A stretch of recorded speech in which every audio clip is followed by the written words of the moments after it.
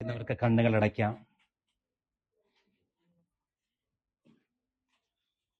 കാരുണ്യവാനായ നല്ല ഈശോയെ, ഞങ്ങളുടെ ജീവിതത്തെ പൂർണ്ണമായും ഒരിക്കൽ കൂടി നിന്റെ കരങ്ങളിൽ ഞങ്ങൾ ഏൽപ്പിക്കുക.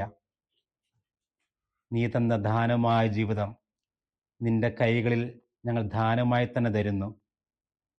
ഇന്ന് വരെയുള്ള ജീവിതത്തിലേക്ക് ഞങ്ങൾ തിരിഞ്ഞു നോക്കുമ്പോൾ നീ ചൊരിഞ്ഞിട്ടുള്ള നിരവധിയായ നന്മകളെ, കൃപകളെ നന്ദിയോടെ അനുസ്മരിക്കുന്നു.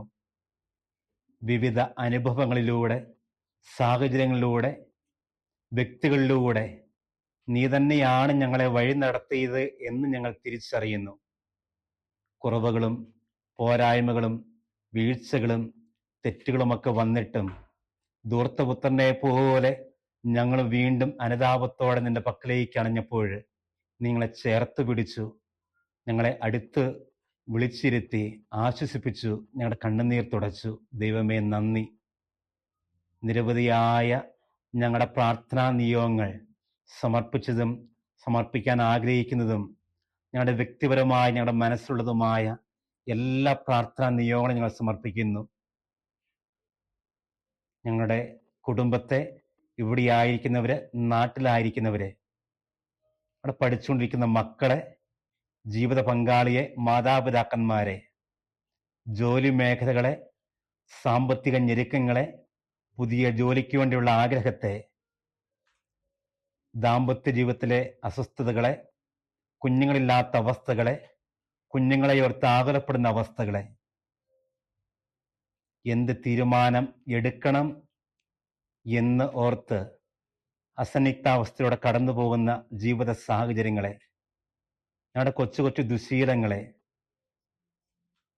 ഒരു ഭവനത്തിന് വേണ്ടിയുള്ള ആഗ്രഹത്തെ എല്ലാം നമ്മൾ പ്രത്യേകമായിട്ട് ഓർക്കുന്നു. ഇനി ഇവിടെ പറയാൻ ബാക്കിയുള്ള എന്തെങ്കിലുമൊക്കെ ഉണ്ടെങ്കിൽ ആ നിയോഗത്തെ കൂടി നമുക്ക് ചേർത്ത് വയ്ക്കാം.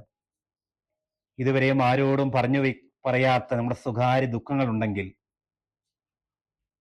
അതും ചേർത്ത് വയ്ക്കാം. കണ്ണീർ തുടയ്ക്കുന്നൊരു ദൈവം നമുക്കുണ്ട്. വചനത്തിലൂടെ ഈശോ ഓർപ്പിക്കുന്നു. പ്രത്യേകമായിട്ട് നിങ്ങളുടെ കണ്ണുനീർത്തുള്ളുകൾ ഞാൻ കുപ്പിയിൽ ശേഖരിക്കുന്നുണ്ടെന്ന പഴയ നിയമത്തിലൂടെ ദൈവം ഓർപ്പിക്കുന്നു. എൻ്റെ വേദനയും കണ്ണീരും സങ്കടവും ആകുലതയുമൊക്കെ കാണുന്ന, അറിയുന്ന ഒരു തമ്പുരാൻ കൂടെയുണ്ട്.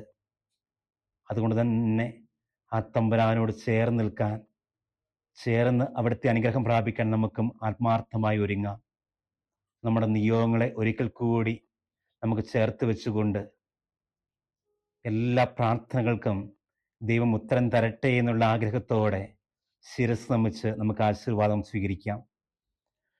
നമ്മുടെ കർത്താവിശ്വംസികായുടെ കൃപയും പിതാവായ ദൈവത്തിന്റെ സ്നേഹവും പരിശുദ്ധാത്മാവിന്റെ സഹവാസവും പരിശുദ്ധ അമ്മയുടെ സംരക്ഷണവും മധ്യസ്ഥവും നമ്മിലും നമ്മുടെ കുടുംബങ്ങളിലും പ്രത്യേക പ്രാർത്ഥനാ നിയോഗങ്ങളും ഉണ്ടായിരിക്കട്ടെ, ഇപ്പോഴും എപ്പോഴും എന്നേക്കും.